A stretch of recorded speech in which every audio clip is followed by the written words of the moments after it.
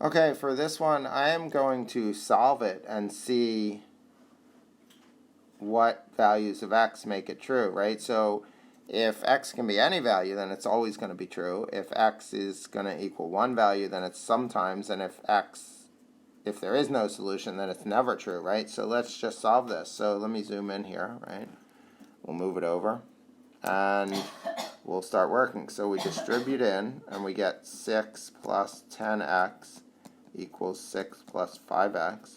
Subtract 5x from both sides, and we get 6 plus 5x equals 6. We subtract 6 from both sides. 5x equals 0. Divide both sides by 5. Get x equals 0.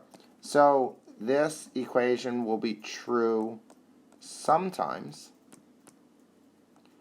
and it's true only when x equals 0.